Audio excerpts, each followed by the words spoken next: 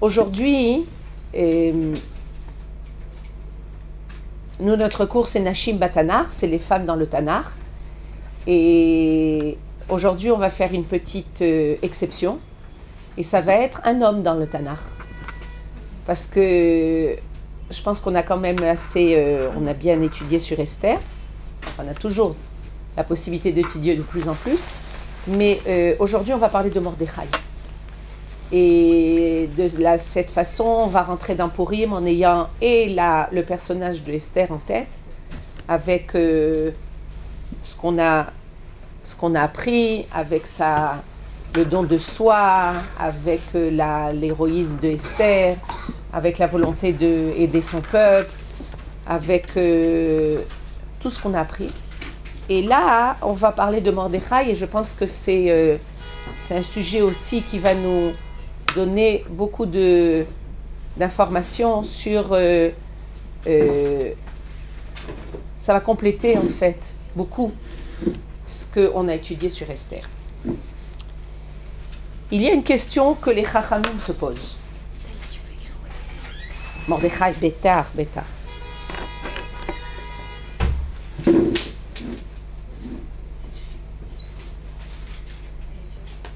Mordechai à Yehudi. Vous savez, dans la... Shalom Dvorah. Dans la Megillat Esther, on a pas mal de titres qui sont des titres particuliers. On a dit la dernière fois qu'on a Malkat Esther. J'ai essayé de réfléchir si on a encore une Malka dans le peuple d'Israël. Peut-être vous allez m'aider, mais je n'ai pas trouvé. Et Malkat Esther, la reine Esther, la reine d'Israël. Qu'est-ce que vous connaissez en tant que reine? On parle de la Malkat Shva, la reine de Saba. Mais ce n'est pas la reine de... Le roi Salomon, il s'est marié avec elle, mais ça n'a aucun rapport avec l'histoire du peuple d'Israël. Quand on parle de Malkat Esther, c'est la reine d'Israël, mais c'est la reine Esther, mais c'est la reine d'Israël. Elle est devenue reine d'Israël grâce à ce qu'elle a fait pour le peuple d'Israël. C'est particulier. Encore un titre, c'est Mordechai ha-Yehudi. C'est le juif. Mordechai le juif. En français, on disait le Mardoché. Mardoché. Mardoché le juif. Je ne connais pas tellement d'autres personnages dans l'histoire d'Israël qui sont appelés ha-Yehudi. Vous connaissez? C'est Mordechai ha-Yehudi. C'est particulier. C'est-à-dire que c'est des titres qui vont venir nous transmettre, en fait, qui étaient ces gens-là. Et c'est le sujet de ce qu'on va étudier aujourd'hui.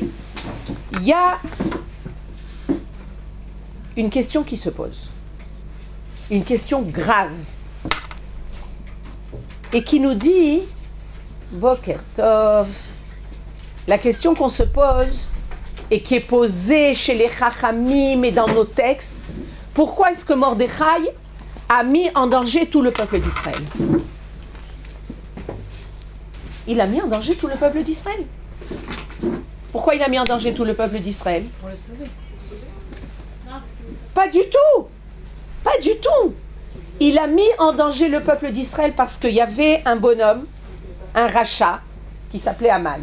D'accord?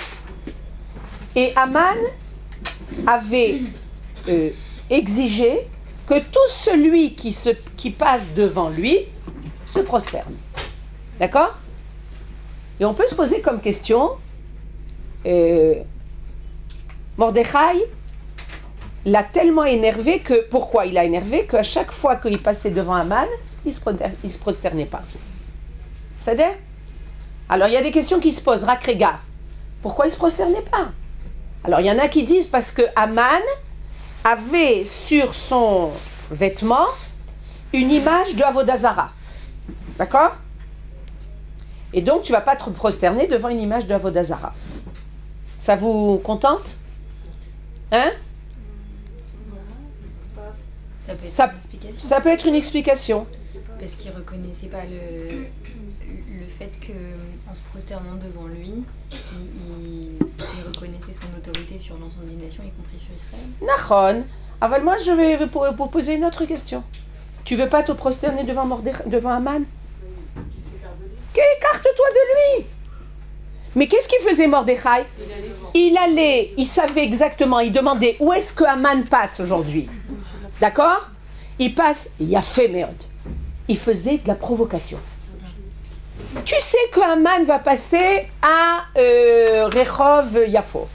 C'est-à-dire, prends la Rehov Ben Yehuda. Qu'est-ce que tu as besoin de passer exactement devant là où est Aman? Nous, maintenant, c'est facile. On sait que la fin, elle est bonne. D'accord? C'est sympa. C'est-à-dire, Mordechai, il a bien fait, finalement. Regarde ce qui s'est passé. Mais imaginez-vous ce que les Juifs ont passé dans 127 contrées du monde. Il voulait marquer son identité. Il voulait marquer son identité, mais il y avait quand même un danger énorme. Donc il avait une certaine confiance en lui aussi, Hachem. Nahon, et c'est exactement ce qu'on va essayer de voir, mais il faut voir que même nos sages, et je vais vous lire une phrase qui est marquée dans la Gemara, viennent contrer en quelque sorte cette attitude de Mordechai. La Gemara nous dit comme ça. Masechet Megillah, c'est un des traités du Talmud, traité de Megillah. Amra Knesset Israël, l'assemblée d'Israël a dit comme ça. Re'u ma asali Yehudi ou ma shilem li Yemini. Je vais le marquer.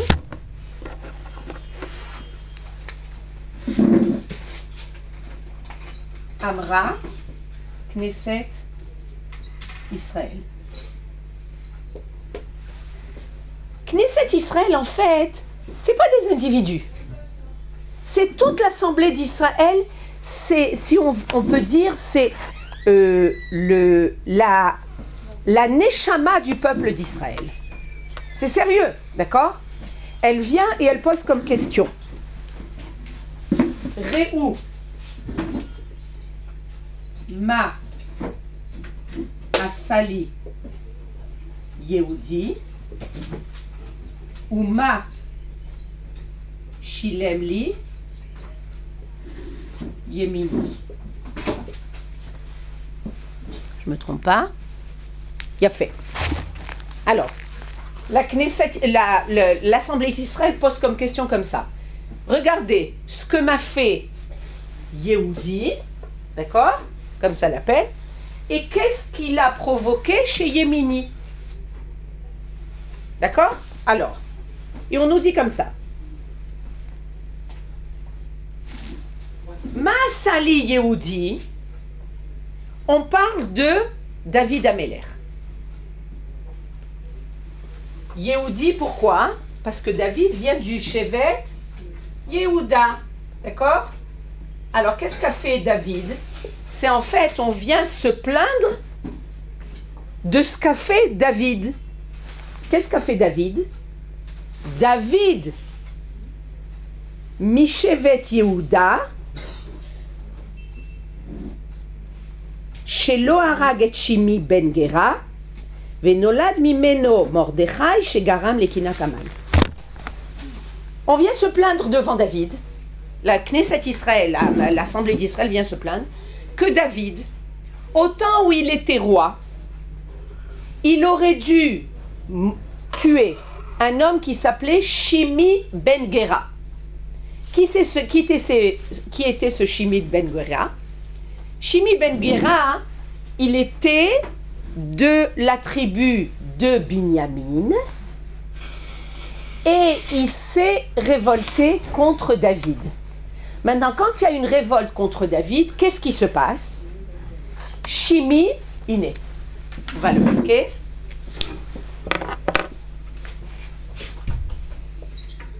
Shimi ben Gera, de la tribu de Binyamin. D'accord? C'est en fait le contraire. Binyamin a mis naissance à Shimi ben Gera.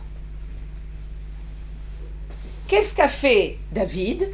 Après avoir entendu que Shimi ben Gera s'est révolté contre lui, en général, quand on se révolte contre un roi, ce qu'il faut faire, c'est tuer celui qui s'est révolté contre le roi.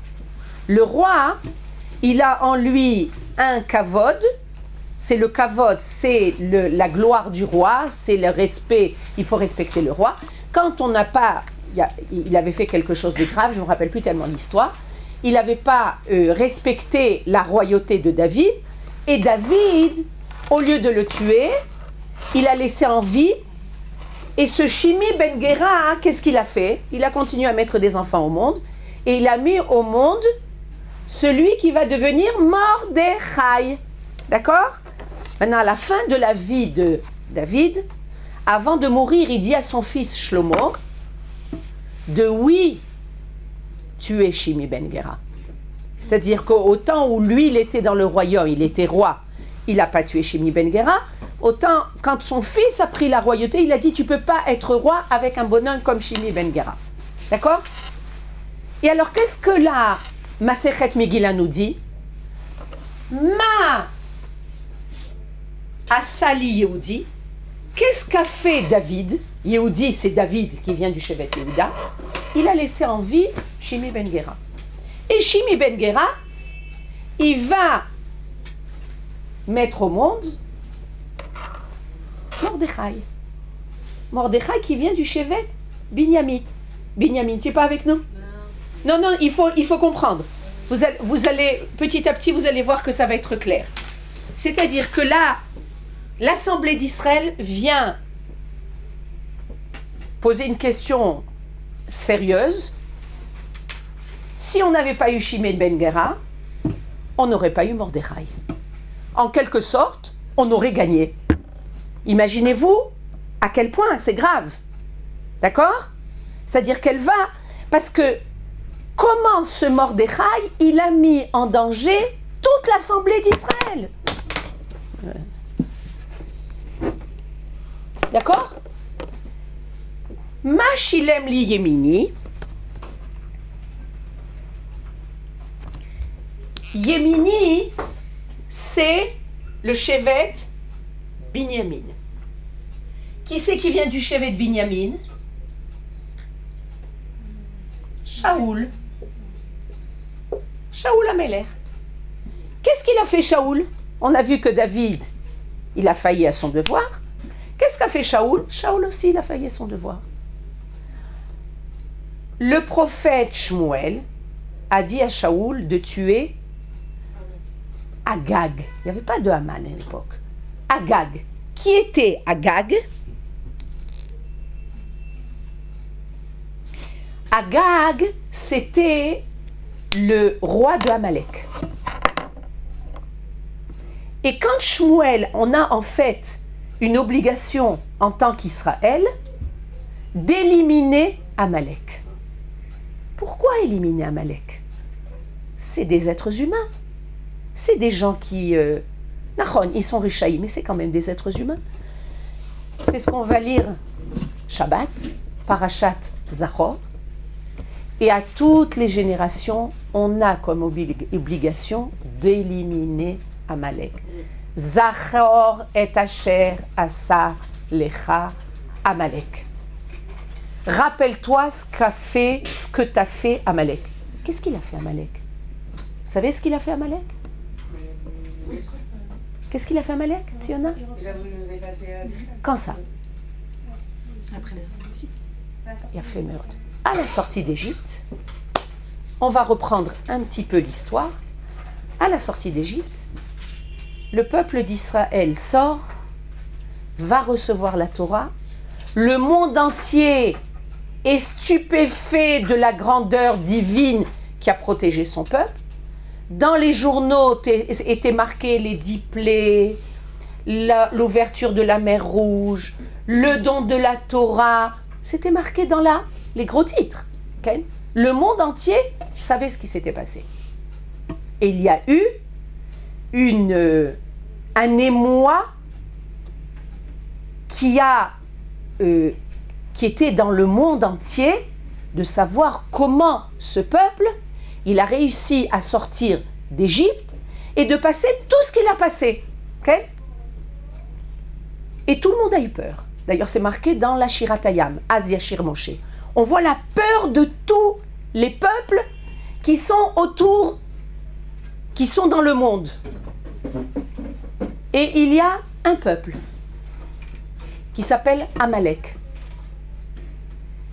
qui a décidé de se battre, pas seulement contre le peuple d'Israël, mais de se battre contre Dieu. Mais on ne peut pas se battre contre Dieu. Impossible de se battre contre Dieu. Alors, contre Israël. Et nos sages nous disent, qu'est-ce qui s'est passé? C'est que quand Amalek a décidé de se battre contre Israël, il a en fait réduit la peur du monde contre Israël. Et on nous donne un exemple. C'est comme un bain qui est très très chaud, qui est brûlant. D'accord? Tu mets le bout du pied et tu te brûles. Tu ne peux pas rentrer. Mais qu'est-ce qu'a fait Amalek? Amalek, il était prêt à rentrer dans ce bain brûlant et de cette façon, il l'a refroidi. C'est Amalek. Amalek, il a en lui une haine tellement grande contre Israël qu'il est prêt, lui, à prendre sur lui et à, entre guillemets, Messirut Nefesh, don de soi, afin que le monde entier s'en prenne à Israël. C'est Amalek. Amalek est l'antithèse totale d'Israël. On dit que Akadosh Baruch Hu, il a créé deux peuples. Le premier peuple, Réchit Goïm, Amalek. C'est-à-dire que le peuple, le premier, si on peut dire, celui qui va apparaître en tant que peuple, il y a d'un côté Israël et d'un autre côté Amalek. C'est-à-dire que c'est deux faces complètement différentes. Israël a comme but de dévoiler la lumière divine dans le monde.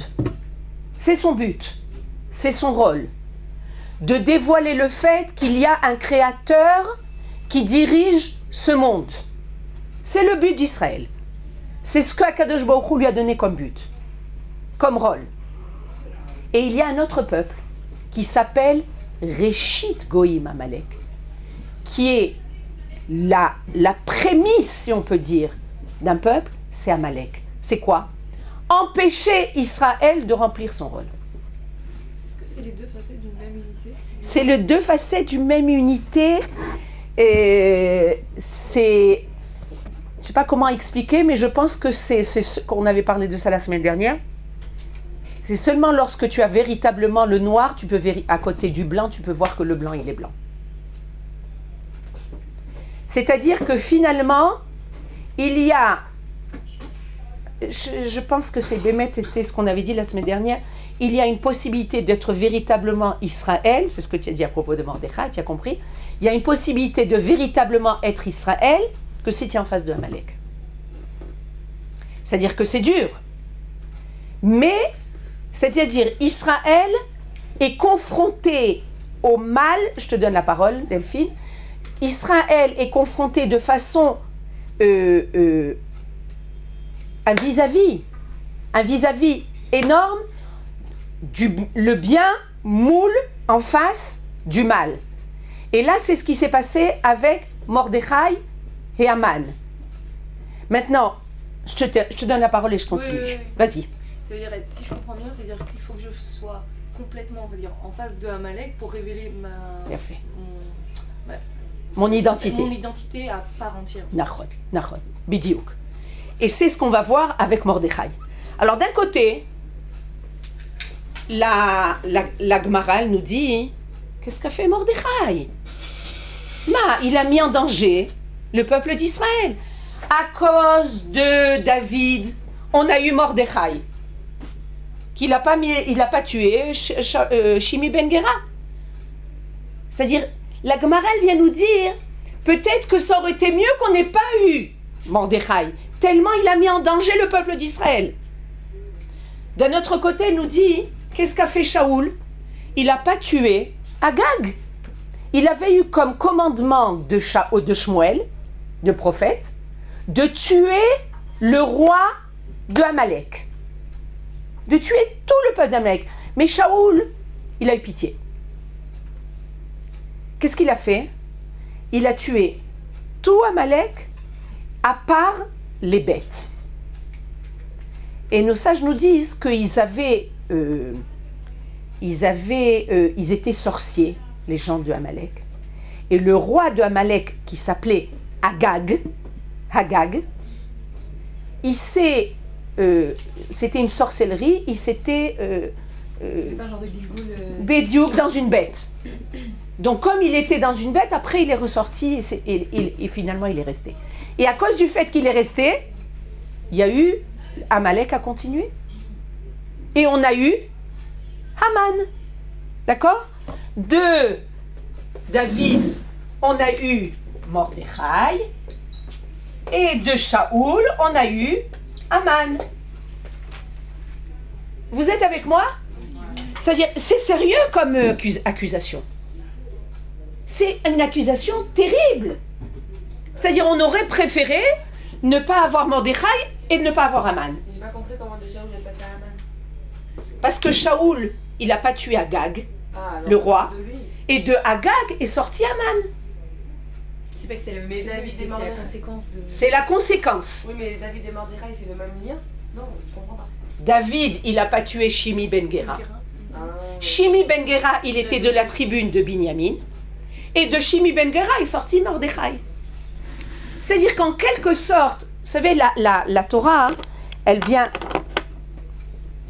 vient nous poser des questions qui sont des questions pour Bémet arriver jusqu'au bout des choses. Bevadaï que la Gemara dans Masechet Megillah, elle est consciente que Mordechai, il a eu un rôle extraordinaire dans le peuple d'Israël. Mais d'un autre côté, il faut qu'on vérifie. Il faut qu'on vérifie que finalement, Mordechai, il a pris une position qui est une position dangereuse. Tu sais que Haman, il est de Amalek.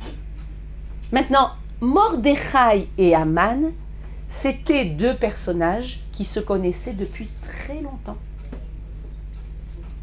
Comment ils se connaissaient? Là, on parle de Mordechai et Haman en Perse, au temps de Purim. Mais on nous raconte, et on va le lire,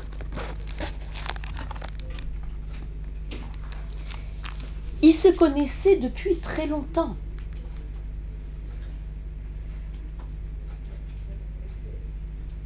Quand le peuple d'Israël est revenu en Eretz Israël avec l'ordre de Koresh de reconstruire le Beth Amikdash. Vous êtes d'accord? Maintenant, Koresh, il était prêt à payer et à aider pour la reconstruction du Beth Amikdash tout ce que le peuple d'Israël avait besoin pour reconstruire le Beth Amikdash. C'est une aubaine extraordinaire. D'accord? Et ils ont commencé à appeler, la Sornout a commencé à appeler les Juifs, revenez en Eretz Israël. On va reconstruire le Beth Amikdash. C'est le moment de revenir en Eretz Israël. Ils ne sont pas revenus. Pourquoi? Parce qu'ils ont commencé à s'installer en Galoute Bavel. La Galoute a commencé à leur plaire. Et ils ont commencé à faire des affaires. Vous savez, le peuple d'Israël, les Juifs, ils sont extraordinaires. Là où ils se trouvent, ils se débrouillent. Mais mec, là où tu les mets, au bout d'une génération, je voyais une exposition où on voyait les Juifs qui étaient arrivés d'Europe en Amérique. Pendant une génération, ils crevaient de faim. Mamache, ils n'avaient rien à manger. Mais d'un autre côté, après une génération, ce sont devenus les gens les plus riches. Tu leur donnes une génération, pas plus que ça. Et on voit, avec la Galoute Bavel, ils sont partis d'Israël. Ils ont été expulsés, exilés de leur pays. Ils sont arrivés en Bavel et on leur demande, Zéo, c'est le moment. Après 70 ans, on reconstruit le Beth Amikdash. L'Otoda. Je suis organisé, maintenant c'est pas la peine.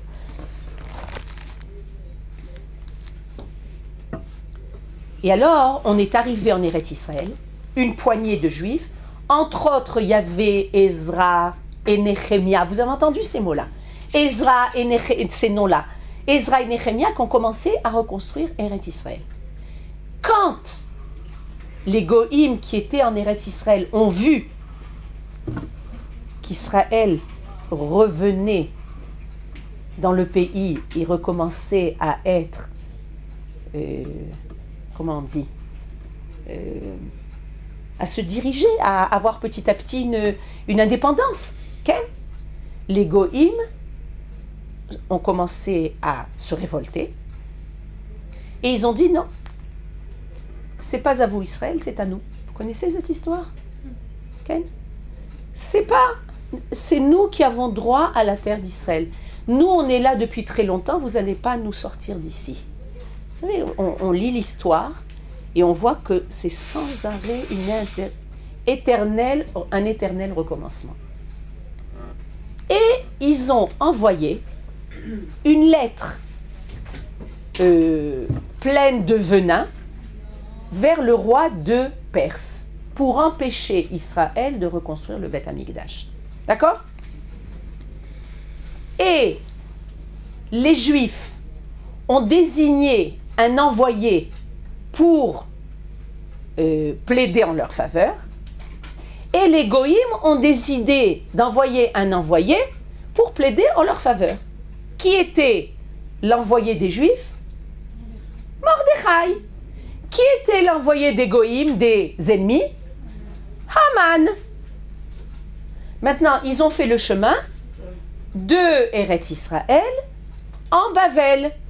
D'accord? Slicha, pas en Bavel, en Perse. Et on nous dit que Haman, il était coiffeur. C'était son métier. Et il était coiffeur dans un village en Eretz Israël. Ce village, il s'appelait Kfar Kartsoum. Et il y a des historiens qui disent que c'est un village dans le Golan. C'est-à-dire qu'il habitait dans le Golan. D'accord? Et les deux envoyés sont sortis et ils ont fait le chemin ensemble. Ok? Mordechai pour les Juifs, Haman pour les ennemis. Mais pendant cet itinéraire, ils ont marché ensemble.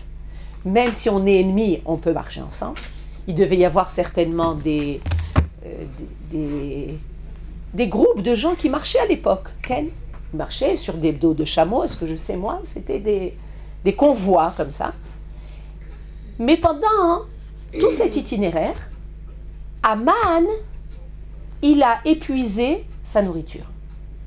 Il n'avait plus de quoi manger. Hein? La cigale et la fourmi. Ah oui, c'est vrai, c'est comme ça. Et il n'a plus de quoi manger. Je me rappelle. J'avais écouté à l'école. Les cigales et la fourmi? Non, l'histoire. L'histoire? Ouais. C'est une histoire intéressante. Hein? Ils ont fait... Et alors Mordechai, il lui a dit...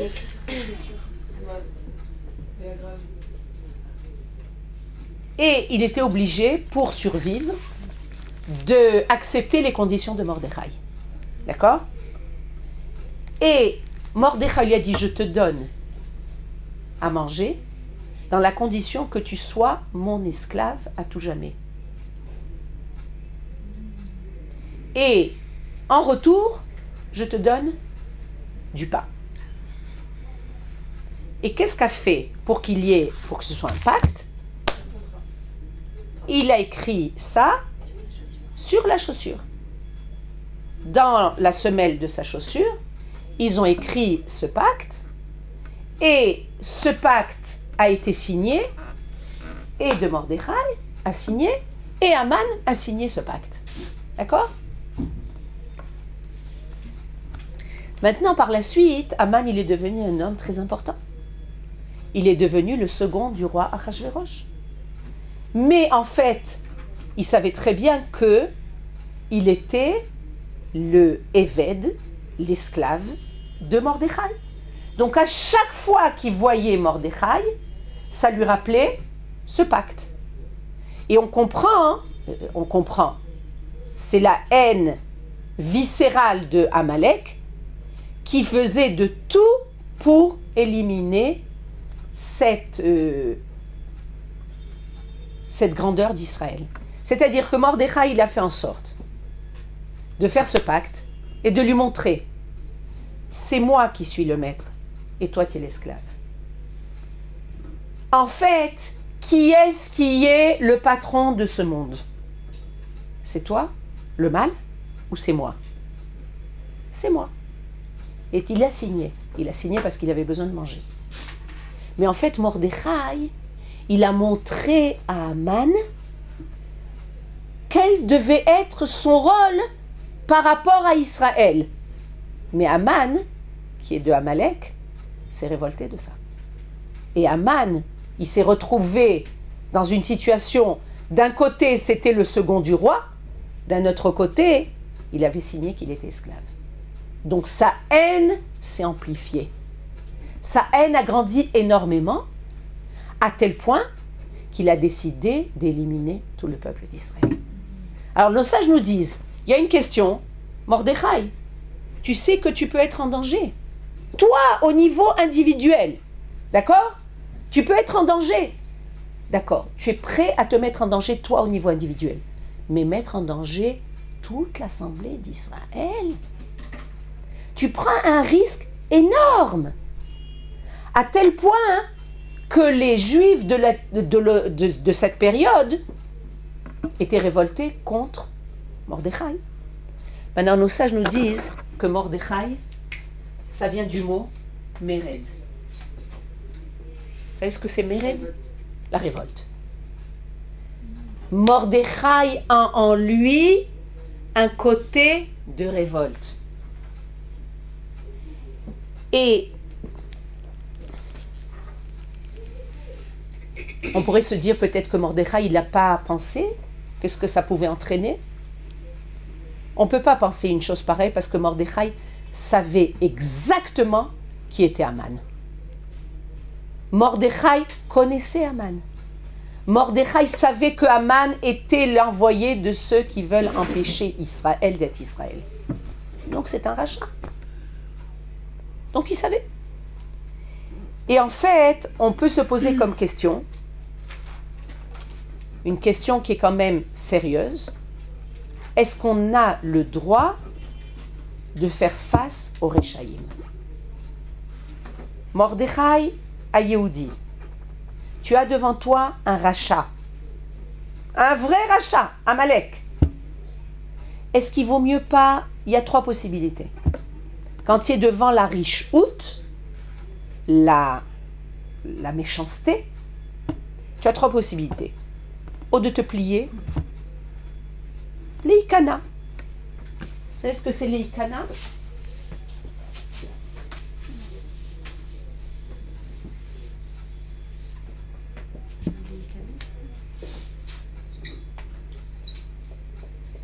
Moula richout. Devant la méchanceté, il y a trois possibilités. O l'Eikana. Qu'est-ce que ça veut dire l'Eikana? Kniya, c'est tu te baisses. Ken, il y a un mot en français? Tu fais l'autruche. Non. Tu te soumets. Il y a fait. Tu te soumets. Tu te soumets à la méchanceté. La deuxième possibilité, c'est l'arnif. C'est quoi l'arnif? L'arnif, c'est tu vas... Oh, je ne sais plus comment on parle en français. L'arnif, c'est-à-dire tu vas dire oui, tu es beau, tu es gentil, tu... Flatterie. Hein? Flatterie, il y a fait merde. Tu vas flatter. C'est-à-dire que tu vas le garder à côté de toi, tu vas lui montrer qu'il est bien, tu vas le flatter. Okay? Tu ne vas pas trop montrer que tu es différent. Afin de ne pas éveiller les colères. L'Achnif. L'Achnif, c'est flatter. Vous aviez dit tout à l'heure, t'as dit Mordechai, ça signifie quoi? Mordechai, ça vient du mot Mered. Mered, c'est la révolte. Et la troisième possibilité devant la Rishut, c'est l'Idgarot. L'Idgarot, c'est ce qu'a fait Mordechai. C'est de venir devant le rachat. Il a fait. Quoi? L'affronter. C'est ce qu'a fait Mordechai. Il n'a pas choisi de se plier. Il n'a pas choisi de le flatter. Il a choisi de l'affronter, mais de l'affronter face à face. Ken, d'aller le chercher là où il allait se trouver, Ken être devant lui. Et nos sages nous disent que Aman Aracha, il a dit à Mordechai comme ça. Il a dit, Mordechai, pourquoi tu te conduis comme ça? Ton grand-père, de qui il parle? De Yaakov. Quand il est venu devant Esav, vous savez qu'il y a une confrontation, Yaakov et Esav. Quand Yaakov, il a acheté, il a volé finalement la bracha, la bénédiction de son père. Sa mère, elle lui a dit, il faut que tu t'enfuis, sinon ton frère va te tuer. Il est parti à Haran, il s'est marié avec Rachel, Léa, Bila, Zilpa. Il a eu 11 enfants. Il a eu 11 enfants. Et alors il retourne en Eretz Canaan, il retourne dans le pays d'Israël, et en face de lui se trouve Esav. D'accord? Donc il y a une confrontation sérieuse. Et la Torah nous raconte la rencontre qu'il y a eu entre Yaakov et Esav. Une rencontre pas évidente. Et on voit que dans cette rencontre, Yaakov va se prosterner devant Esav à 8 reprises. À 8 reprises, il va dire Adoni. Qu'est-ce que c'est Adoni? Mon maître. Adon, c'est maître. Alors pourquoi on dit Adoni, nous, quand on parle à quelqu'un? C'est une façon respectueuse. Une façon respectueuse. C'est monsieur. C'est Nachon. C'est aussi monsieur. Gever. Non, Gever, c'est... non, quand on va devant quelqu'un, on lui parle, on lui dit Adoni. Non, parce que nous, on dit bien Geveret. Nachon. Il y a Adon Cohen, Agin et Geveret Cohen. Nachon, tu as raison. On ne dit pas Gever Cohen, Nachon. C'est Nachon, c'est Nachon. Et alors on voit que Yaakov... C'est encore des bonnes choses. Non, mais moi, j'arrête pas de le dire, mais on croit pas. Yaakov, il a utilisé devant Esav 8 fois le mot Adoni. Et nos sages nous disent comme ça, que Akadosh Baruch Hu, il dit à Yaakov, le fait que tu t'es plié devant Esav et que tu étais prêt à te soumettre, tes enfants vont passer 8 peuples où ils devront être sous leur coupelle. C'est-à-dire, Maaseh Avot Siman Lebanim. Qu'est-ce que ça veut dire? Quand nos pères font quelque chose, ça va être un signe pour les enfants. Alors, imaginez-vous, vous comprenez le rapport? C'est une punition? C'est en fait un reproche. Yaakov, il s'est retrouvé devant Esav. Esav est venu avec tous ses soldats. D'accord? Yaakov était avec toute sa famille, ses femmes, ses enfants. Et en quelque sorte, il devait se dire, une des hypothèses, comment je peux faire face à Esav? J'ai pas le choix. De temps en temps, on n'a pas le choix que de plier l'échine. Mais il y a un reproche. Il y a un reproche à Yaakov. Et il y a un reproche en disant, de quoi tu as peur? Toi, tu représentes Israël. Celui qui représente Israël ne doit pas avoir peur. Et parce que toi, tu as courbé l'échine et que tu as dit à Adoni 8 fois, tes enfants vont être sous la coupelle de peuple à 8 reprises. Alors donc Aman, il vient devant Mordechai et en quelque sorte, il lui dit comme ça, mais ton aïeul, il s'est plié, pourquoi tu ne te plies pas? Ton aïeul Yaakov, il a dit à Adoni, pourquoi tu ne te plies pas? Quelle a été la réponse de Mordechai? C'est clair la question? C'est-à-dire, quelle a été la réponse de Mordechai?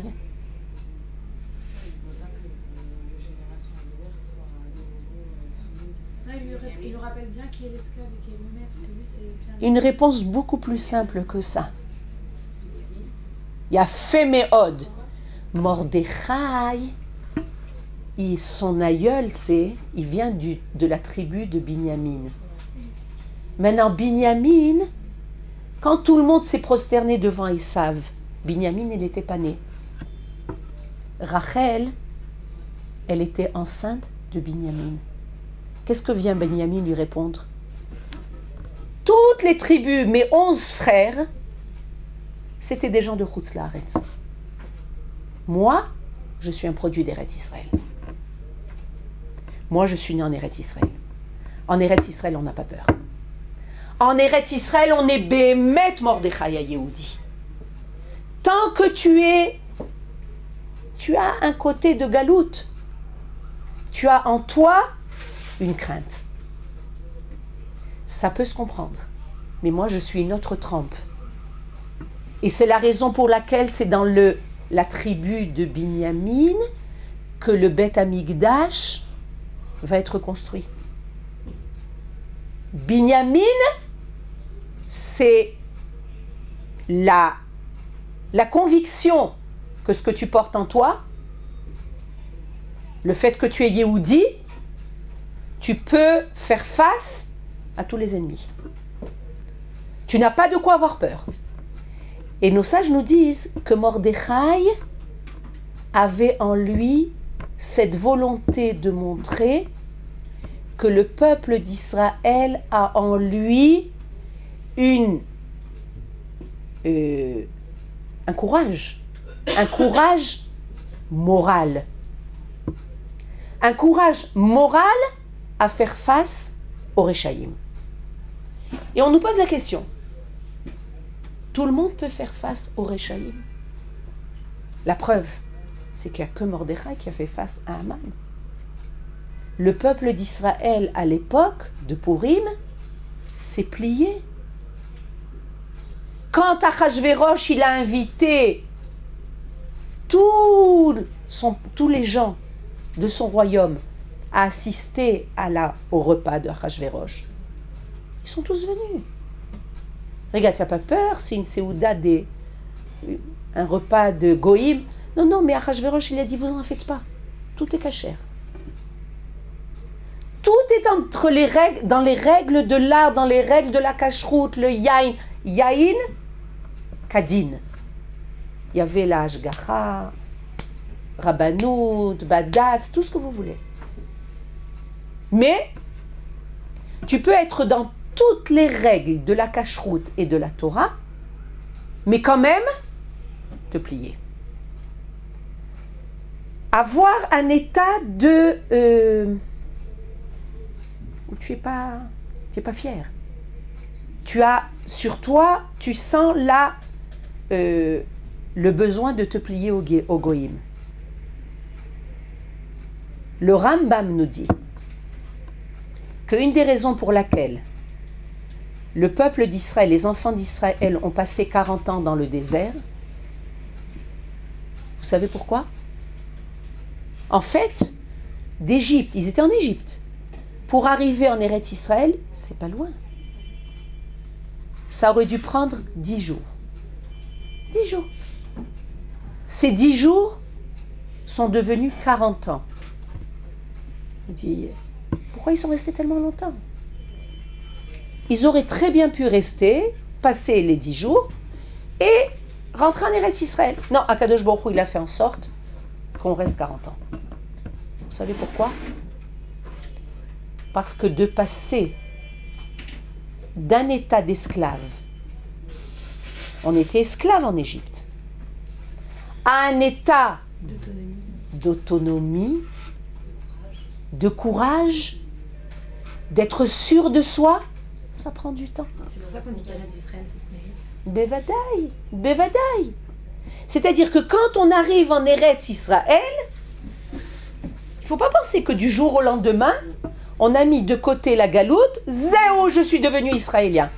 Je peux avoir la Théoudat Zéout et le passeport israélien, il n'y a pas de problème. Mais ça prend du temps. On a besoin d'un processus pour nous nettoyer de la galoute. C'est ce qu'on dit tous les jours dans le Birkat Amazon. Arachaman ou Ishbor Ol Galout Me'al Tsavarenu. Nachon, vous dites cette phrase? Qu'est-ce que ça veut dire? On ne sait pas. Nachon, il y a beaucoup de choses qu'on ne sait pas.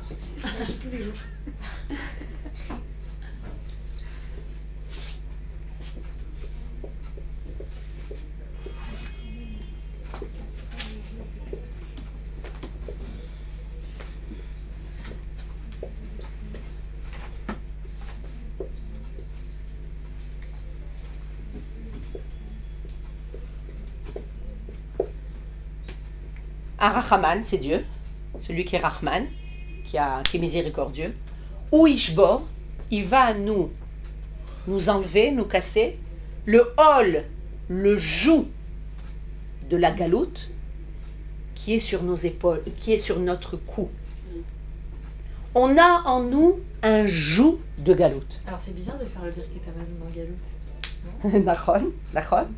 En fait, toutes les mitzvot qu'on fait en galoute, c'est pour nous rappeler quand on arrive en Eretz Israël. C'est-à-dire que, en fait, sache, c'est intéressant parce que c'est exactement, on est rentré comme ça dans... je disais, aïe, quel bonheur d'avoir de la pluie. Et vous avez dit, ouf, cette pluie. C'est la différence entre les gens bémètes. Ça prend du temps. Moi aussi, j'étais comme vous quand je suis arrivée en Israël. Exactement de la même façon. Ouf, quel temps affreux. En Israël, on te dit quel temps merveilleux. Mamash, on a sauf de la pluie, on voit la pluie. C'est ça. C'est l'Ishbor Ol Galout Me'al Tsavarenu. Ça prend du temps. On a beau aimer Israël, mais on a des réflexes. Exactement, on a des choses qui sont en nous, on a grandi dans ça. On est conditionné au niveau du mezagavir, au niveau du temps, au niveau de la beauté, au niveau de ce que c'est. Quelles sont les choses qui vont nous impressionner? Quelles sont les choses qui vont nous paraître belles? Tout ça, c'est ce qu'on a reçu en nous pendant une culture entière. Elle nous pénètre. La Torah et Eretz Israël doit petit à petit nous nettoyer de toutes ces choses-là. Et là, Mordechai, il vient nous dire, moi je ne suis pas comme tous mes frères. Je suis né en Eretz Israël. Il est né quand Rachel est morte. Il est né à Bethléem. Là où Rachel lui a donné vie, il est né à Bethléem. Mordechai porte en lui la fierté d'Israël. Et il sait qu'on ne peut pas se plier au Réchaïm. Que si tu te plies au Réchaïm, ce que tu vas recevoir, c'est que tu vas lui donner un doigt, après tu vas lui donner un bras, une main, après tu vas lui donner un bras, tu vas lui donner tout ton corps. C'est très actuel. Parce qu'on a l'impression, nous, on va faire la paix, on va leur donner... Non, les Réchaïm, c'est pas comme ça. Les Réchaïm, à partir du moment où ils voient qu'en toi, il y a une faiblesse, ils profitent de ta faiblesse. Zéou, tout leur but, c'est de t'amener à faiblir. C'est leur but. À partir du moment où tu faiblis, ils ont gagné. Tant qu'ils voient, c'est comme une... ils voient qu'il y a quelque chose de fier. C'est... On a en nous l'obligation de voir notre rôle comme révéler le divin dans le monde. Et Ken. Ça veut dire que quand on se soumet, on n'est plus du tout là-dedans. Bidiouk. Quand on se soumet, on va vers l'autre. Maintenant, on peut aller vers l'autre quand ce n'est pas des Réchaïm. Maintenant, la Torah, elle vient nous dire, sache que cette guerre avec les Réchaïm, c'est pas ta guerre à toi. C'est la guerre contre Akadosh Baruch Hu. Pourtant, dans les promesses qui avaient été faites par Hachem, il y avait marqué qu'on devait se laisser un peu persécuter, mais pas trop par les nations. Nahon, ça c'est pendant la galoute. Ouais. C'est d'ailleurs une des raisons pour lesquelles il y a des Haridim, des orthodoxes, qui disent on n'a pas le droit encore d'être en Eretz Israël. Il y a énormément de réponses à ça. Il y a énormément de réponses. C'est vrai que pendant 2000 ans, c'est comme si Akadosh Baruch Hu avait empêché Israël de nous recevoir. C'était un décret. Et alors les Haridim, ils disent, pourquoi on arrête ce décret ? C'est quelque chose qu'Akadosh Baruch Hu nous a imposé. Nos sages donnent énormément d'explications, entre autres, que les peuples ont accepté qu'on revienne en Israël. Ça a été un vote de l'ONU. La deuxième chose, c'est qu'ils ont abusé de leur rôle de geôlier. Ken. Et la troisième explication, si je ne me trompe pas, c'est que Israël nous montre des signes comme quoi arrive le moment de revenir. D'accord ? C'est-à-dire qu'à partir du moment... Quand est-ce qu'on peut avoir cette attitude de Mordechai ? Quand Israël existe. Quand Israël existe, quand on est avec notre gloire, c'est-à-dire que Mordechai, il était capable d'avoir une attitude pareille, parce qu'était arrivé le moment de revenir en Eretz Israël, de reconstruire le Beth Amikdash. Tu ne peux pas faire face à la richout, à la méchanceté, quand toi-même tu es dépendant de cette méchanceté. On a encore des plans. Même si on est en Israël, on ne décide pas forcément de tout. On se plie à les Américains. Nachon, on n'est pas arrivé à la Géoula Hashlema. La Géoula Hashlema, c'est de ne plus avoir les nations sur notre tête. C'est Nachon. Mais on est dans un processus. On a quand même une Knesset, on a une armée, on a une police, on a quand même beaucoup plus d'indépendance que lorsqu'on est en galoute, lorsqu'on était en galoute. On ne peut pas comparer. On a, Dieu merci, une assemblée, on a des choukim, on a des lois qui sont élues. C'est plus, avant on n'avait aucun droit. Okay? Nachon qu'on n'est pas arrivé complètement... On n'est pas arrivé au stade de dire à l'Amérique, quoique Baruch Hashem, pour le moment, il a pas fléchi. Comment on dit fléchi? Il n'a pas fléchi. Avec toute le bulldozer qu'ils ont utilisé pour faire fléchir notre Rosh Memshala, il n'a pas fléchi. Dieu merci. C'est un Binyamin. Il a fait. C'est un Binyamin.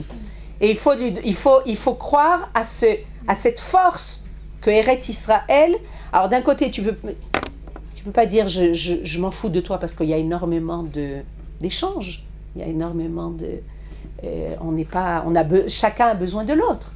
Mais d'un autre côté, nous, on est en train de révéler ce que Akadosh Baruch Hu veut qu'on révèle.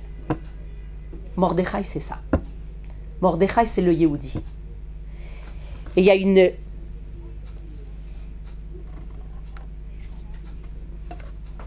Et Mordechai, en fait, il va venir, et c'est comme si qu'il va dire au peuple, et il va dire aux générations, mais vous pensez que d'être fier, c'est dangereux? C'est le contraire.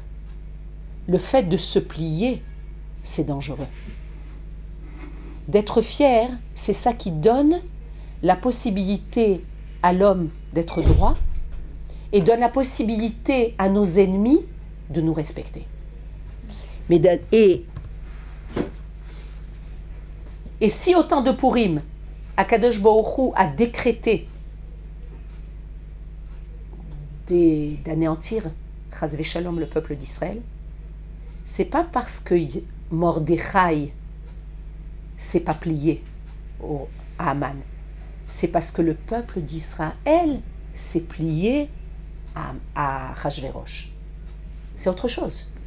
C'est-à-dire que finalement Mordechai, dans son attitude, il a utilisé exactement le contraire de ce que le peuple d'Israël a décidé de vivre. Comprenez? C'est-à-dire que le peuple d'Israël s'est dit, on n'a pas le choix. On est dépendant de Achashverosh, on va vivre comme des bons Perses, on va manger, on va aller à la Séouda de Achashverosh, on va être de bons juifs, on va manger kasher. Et en fait, Mordechai, il a pris exactement l'attitude contraire. Eux, ils se plient. Moi, je vais montrer que le pitaron, la solution, c'est de ne pas se plier. Si tu te plies, tu es en danger. Il y a eu, nos sages nous disent, que le décret d'Achashverosh et de Haman d'anéantir Israël, ça a été à la suite de la Séouda de Achashverosh. On a toujours l'impression que c'est une attitude, si on va être trop fier, on va se mettre en danger. Non, c'est le contraire. D'accord? Bon, en fait, il y a deux questions qui se posent. Il y a la première question, c'est pourquoi nous? Non, nous, c'est notre rôle. Ça a été décidé que le peuple d'Israël, oui, à partir de Avraham Avinu, il porte en lui mais pourquoi eux ont ce rôle. Comment ils comprennent? Pourquoi ça pourrait... En fait, moi je crois que la question c'est pourquoi ils se révoltent contre Dieu. Oui. Et pourquoi la raison pour laquelle ils se révoltent contre eux, le fait que le peuple d'Israël porte cette shlichut. Nachon? Et à mon avis, il y a deux questions. La première question, il y a Delphine qui a posé une question à mon avis qui est importante. Nous, on porte en nous, dans nos gènes, vous voulez qu'on laisse encore une petite Saka? Nous, on porte en nous, dans nos gènes, notre rôle. D'accord? Notre rôle, c'est de révéler le divin dans le monde. De révéler que non seulement Dieu a créé le monde, mais ça, les goïms, ils acceptent. Ils croient au fait qu'il y a un créateur dans le monde. C'est pas un problème. Mais qu'en fait, pourquoi ils sont contre Israël? Mais les goïms comprennent aussi que ça passe par nous. Ils comprennent que ça part par nous, mais pourquoi ils se révoltent contre cette décision? Il y a fait. Vous avez compris la question? C'est une question importante. Pourquoi ils se révoltent contre le fait que Israël révèle le divin? Alors qu'ils savent que le salut viendra par Israël. Chez nous, ils le savent. Nachon me'od. Et les Arabes et les chrétiens. Les deux. Nachon. À mon avis, il y a quelque chose qui est... il y a une différence énorme entre le fait de croire en Akadosh Baruch Hu, le fait de croire qu'il y a eu un créateur qui a créé le monde, qui a mis tout en place la création, et qui est présent. Okay? Maintenant, les goïms, ils croient en ça, qu'il y a eu un créateur. Le peuple d'Israël, il croit non seulement qu'il y a eu un créateur, mais que ce créateur agit à chaque instant de notre monde, à chaque instant de notre vie, et qu'il est présent dans chaque détail et dans chaque courant de l'histoire, et dans chaque détail de l'histoire. Pour ça qu'on dit, Hachem sheba shamayim ou baaretz. C'est-à-dire que Dieu qui est dans les cieux et dans la terre. Et sur la terre. Maintenant, eux, ils peuvent tout à fait croire que Dieu, il est dans les cieux. Il a créé le monde et il s'est retiré. D'accord? Quel est le problème? C'est que le peuple d'Israël doit dévoiler au monde que Dieu ne s'est pas retiré du monde. Que Dieu est présent dans tout ce qui se passe dans le monde. C'est-à-dire que, en fait, on peut dire comme ça que Haman, ce qui lui dérange profondément, et il amène le monde avec lui à se révolter contre cet état de fait, c'est que Dieu est dans le monde, Dieu est présent, Dieu agit dans le monde. Il y a ce qu'on appelle une ashgacha. C'est quoi une ashgacha? Une providence. C'est-à-dire, et j'ai lu il y a quelque chose hier qui était très intéressant à propos de Purim. On nous dit, le seul livre du Tanakh où n'est pas mentionné le nom divin, c'est la Megillat Esther. Regarde, un livre qui est marqué dans le Tanakh, Megillat Esther. Pas mentionner le nom de Dieu, c'est inimaginable. C'est, en fait, la raison, c'est exactement ça. C'est pour nous enseigner que même si tu ne vois pas Dieu de façon comme les prophètes, comme un miracle, tu vois un miracle, tu te dis, waouh, Dieu il est là. J'ai vu la mer rouge s'ouvrir. Tu ne peux pas dire que ce n'est pas Dieu. Tu as vu au temps de Yahushua que le soleil ne s'est pas couché pour que le peuple d'Israël puisse combattre. Tu te dis c'est un miracle. Ken? Impossible. Le soleil, il se couche à 7 heures du soir. À 10 heures du soir, à 11 heures du soir, le soleil était encore là. Tu sais que c'est un miracle. Mais là, la Megillat Esther vient t'apprendre quelque chose de fondamental. Que même si tu ne vois pas Dieu de façon évidente, il n'y a pas de miracle. Dans la Megillat Esther, il n'y a pas de miracle. Il n'y a rien comme miracle. C'est une histoire.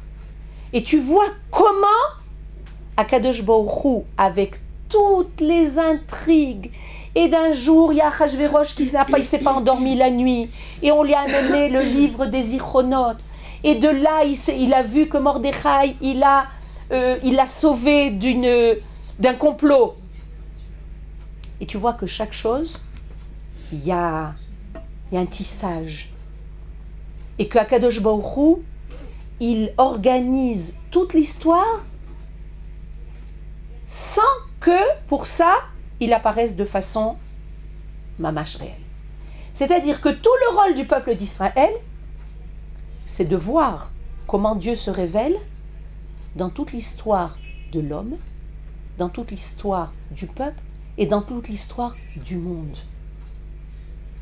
Ken, Bérénice. Pourquoi ça gêne les autres peuples que Dieu soit toujours présent? Pourquoi ça les gêne? Il y a fait. Pourquoi ça les gêne d'après vous? Ils ont peur du jugement divin. Non. Ils veulent s'en écarter. Et le fait de savoir que Dieu est présent, En se rapprochant de nous et en nous reconnaissant, il lui donne la possibilité il pourrait être meilleur. de les confronter. Je comprends sa question. à leurs erreurs. Il y a quelque chose qu'ils n'ont pas, entre guillemets, bien sûr, tu m'avais mais cette approche en fait que nous on peut dévoiler. Une après l'autre. Pardon. Vas-y. Cette approche que nous on peut dévoiler, effectivement, eux n'ont pas cette même Capacité de... Exactement. Ken, qu'est-ce que tu dis? Ils se sentiraient pas libres de leur choix. Il y a fait, merde. Je pense aussi qu'il y a énormément, c'est ce que tu dis aussi, c'est très vrai, Delphine, mais il y a aussi une aptitude, quand tu es conscient que Dieu est présent dans le monde et qu'il fait partie de ta vie à chaque instant. Que là, je viens de me disputer, ce que je sais moi, avec quelqu'un en voiture, il était devant moi et je me suis mise en colère, Ken. Même dans les petits détails de ma vie, je me dis, Regarde, qu'est-ce que ça vient m'enseigner? C'est un petit détail, d'accord? Qu'est-ce que ça vient m'enseigner?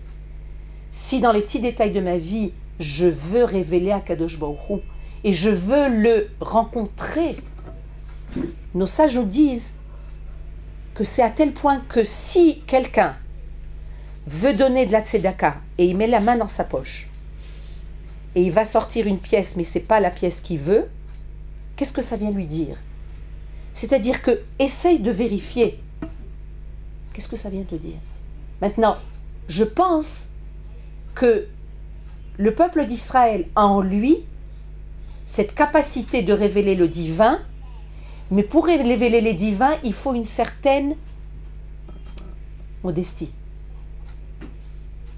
Tu n'es pas, toi en tant qu'homme, tu as une énorme responsabilité, mais tu n'es pas le centre du monde.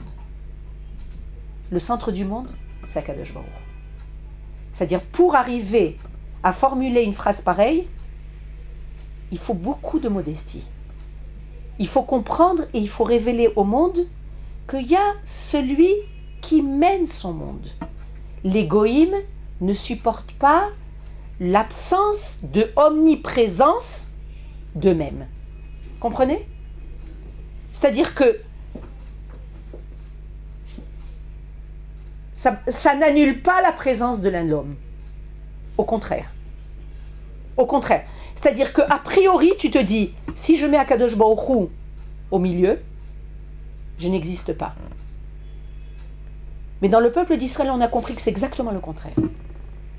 Que si tu mets la présence divine au milieu de ta vie, au milieu du monde, tu as une exigence qu'Akadosh Baruch Hu, il demande de toi que tu existes. Tu existes en sachant que lui, il existe. Vous comprenez ce que je veux dire? C'est-à-dire que pour les goïms, si Akadosh Baruch Hu est présent, moi je suis complètement effacé. Et je veux être là.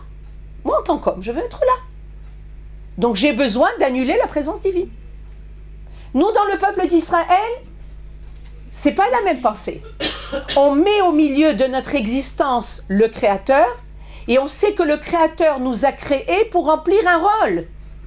Et que ce rôle-là, il ne peut passer que par nous. Moi, j'ai été créé par le Créateur, toi, tu as été créé par le Créateur, chacun a été créé par lui. Et chacun, il a une couleur particulière, un son particulier à mener au monde.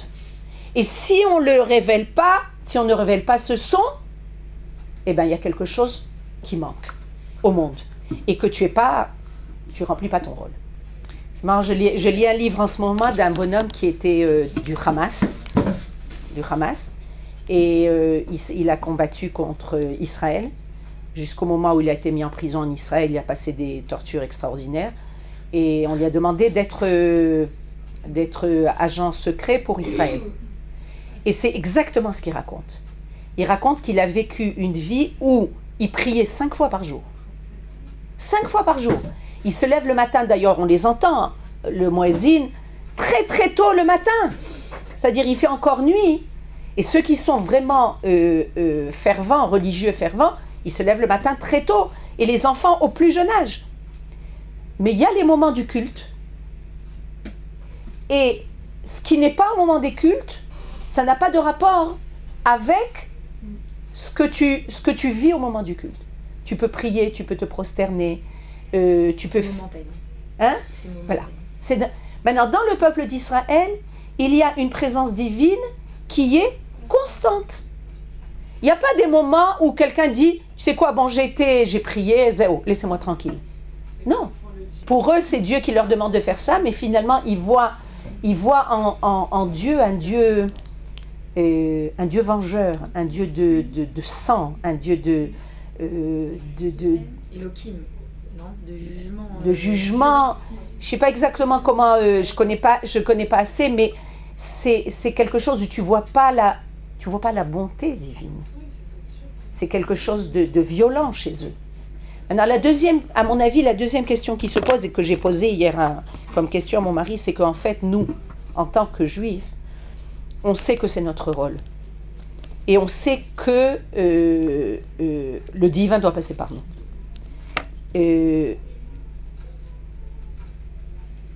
Les goïms, si ils agissent contre nous, Ken, ils n'ont pas cette révélation divine que nous, on a eue.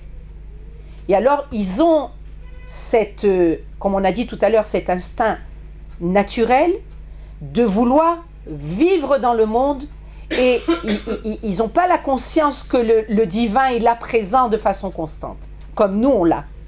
Et alors, pourquoi on leur en veut de contrer cette pensée, de contrer cette façon de vivre chez nous? Il m'a dit qu'en fait, la raison essentielle, c'est que c'est vrai qu'ils n'ont pas reçu. Nous, on a reçu une Torah. On a reçu une Torah et on a aussi cette Torah dans nos gènes. C'est-à-dire qu'elle nous convient dans nos cellules. C'est-à-dire, tu parles à un juif de hospitalité, de bonté, ça fait partie de lui. Tu n'as pas besoin de lui expliquer 10 ans pourquoi tu dois avoir pitié d'un vieux ou d'avoir pitié. Ça fait partie de nous, d'accord? Mais ce qui m'a répondu, c'est que chez les goïms, l'accusation qu'on a contre eux, c'est de nous empêcher de faire le bien dans le monde. Pas de comprendre que Dieu est présent à chaque seconde dans notre vie. Ça, ils ne peuvent pas le comprendre. Mais pourquoi tu empêches Israël de révéler le bien? Vous allez voir que l'antisémitisme, il n'a pas de données, il n'a pas d'assises. Pourquoi tu vas combattre les Juifs dans le monde? Qu'est-ce qu'ils t'ont fait? Il paraît qu'à Stockholm, hier ou avant-hier, les enfants sont rentrés dans l'école, vous avez entendu? Dans une école juive, l'école juive. Toute l'école, elle était pleine de croix gammées. Et il paraît que chaque jour, il y a de nouvelles partis nazis qui naissent. Mais qu'est-ce qu'ils t'ont fait les Juifs? Bémet, c'est pas des gens qui sont cruels, c'est pas des gens qui te font du mal. Pourquoi tu empêches le bien d'apparaître? N'adhère pas au fait que Dieu, il est présent à chaque seconde. C'est-à-dire, tu peux pas comprendre. Mais pourquoi tu empêches le bien d'apparaître? Le bien, en général, doit donner naissance au bien. Tu vois quelqu'un de bien, quelqu'un qui fait quelque chose de bien, ça te fait quelque chose. Chez les goïms, non. Et c'est la raison pour laquelle on dit que les goïms, comme Levana disait, ils ont peur du jugement divin. Parce qu'ils savent. Ils savent qu'ils n'ont pas donné de force au Tov. Ils ont empêché le Tov, le bien, d'apparaître dans le monde. Et ça, ils ont une grande responsabilité. Baruch Hashem, on voit qu'avec Purim, finalement, on arrive à faire face à Haman, mais de nos jours, il y a sans arrêt des nouveaux Haman.